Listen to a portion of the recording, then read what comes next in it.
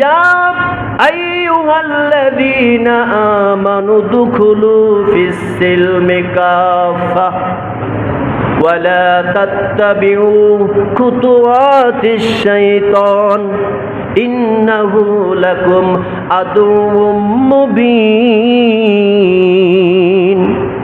আল্লাহ তাআলা বলে, হে ঈমানদাররা শোনো, তোমরা উদখুলু প্রবেশ করো ফিস সিলমে ইসলামের মধ্যে, কাফা পরিপূর্ণরূপে ইসলামের মধ্যে প্রবেশ করো। আংশিক ঢুকলে হবে না, ইসলামটা পরিপূর্ণ তুমি মানো। তোমার শুধুমাত্র 5 ওয়াক্ত নামাজে ইসলাম মানলে হবে না।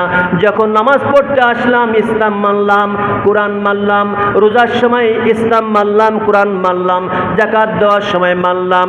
এরপরে যখন আপনার অর্থনীতির সময় মানলাম না, পারিবারিক নীতির সময় মানলাম না, রাজনীতির সময় কোরআন মানলাম না, আল্লাহ বলছে তুমি মুসলমান না।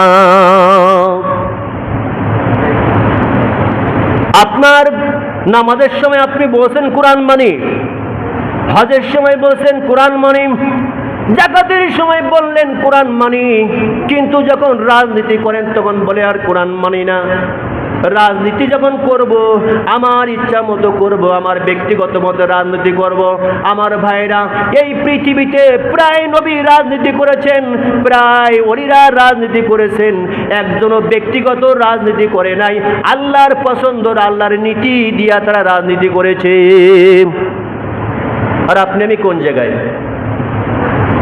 ভাই, আমি শুধু চিন্তা করি যে আমরা জান্নাতে কিভাবে যাব। প্রাণের ভাইরা, যদি আপনার প্রত্যেকটা কাজ কামে আল্লাহর গোলামি না হয়, নামাজে আল্লাহর গোলামি করলেন, রোজায় আল্লাহর গোলামি করলেন, হজে করলেন, যাকাতে করলেন, রাজনীতির সময় আল্লাহর গোলামি নেই কেন? রাজনীতিকে আল্লাহ নবী করে নাই? আল্লাহ নবী প্রেসিডেন্ট হয় নাই? ওমর হয় নাই? উসমান হয় নাই?